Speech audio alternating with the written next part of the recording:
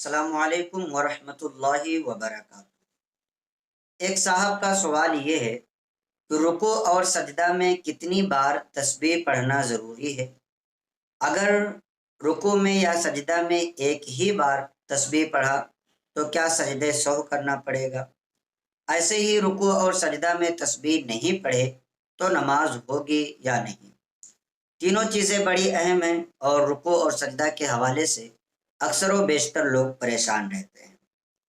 رکوع میں تسبیح پڑھنا، کم سے کم 3 بار تسبیح پڑھنا، یہ سنت ہے، اور رکوع میں جو تسبیح پڑھنا ہے یہ فرض واجب نہیں ہے، بلکہ 3 مرتبہ کی تعداد پوری کرنا یہ سنت ہے۔ اگر کوئی شخص ایک بار بھی پڑھتا ہے تو ایسے صورت میں بھی نماز ہو جائے گی، نماز میں کوئی فرق نہیں آئے گا۔ البتہ اگر جان بوجھ کر کے سنت کو چھوڑا جائے تو سنت پر عمل نہ کرنے کی وجہ سے ثواب میں کمی آتی ہے۔ رہی یہ بات کہ اگر رکوع میں یا سجدے میں رکوع اور سجدے کی تسبیح پڑھے ہی نہ تو ایسی صورت میں اب نماز ہوگی یا نہیں؟ تو آپ یاد رکھیے، رکوع میں گئے اور اس میں ایک تسبیح کی مقدار رکے رہے، یا سجدے میں گئے اور اس میں ایک تسبیح کی مقدار رکے رہے، چاہے رکوع یا سجدے کی تسبیح پڑھی یا نہیں پڑھی، تو ایسی صورت میں نماز ہو جائے گی۔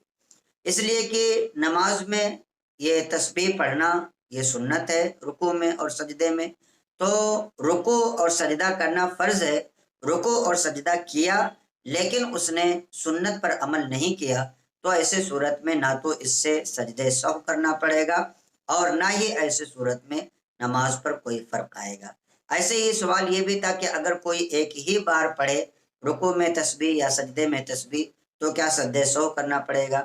تو آپ یہ یاد رکھیے کہ اس میں بھی سجدہ سہو کی ضرورت نہیں ہے، اس لیے کہ سجدہ سہو اس وقت کرنا پڑتا ہے جب نماز میں کوئی واجب بھول کر کے چھوٹ جائے۔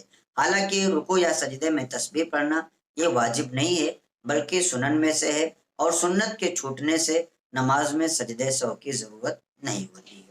تو امید کرتا ہوں کہ یہ مسائل آپ سمجھ کے ہوں گے۔ آپ سے درخواست ہے کہ اس کلپ کو زیادہ سے زیادہ اپنے دوستوں احباب کو بھی شیئر کریں تاکہ انہیں بھی دینی معلومات حاصل ہو اور وہ بھی دین کے مسائل پر صحیح طریقے سے عمل کر سکیں۔ السلام علیکم ورحمۃ اللہ وبرکاتہ۔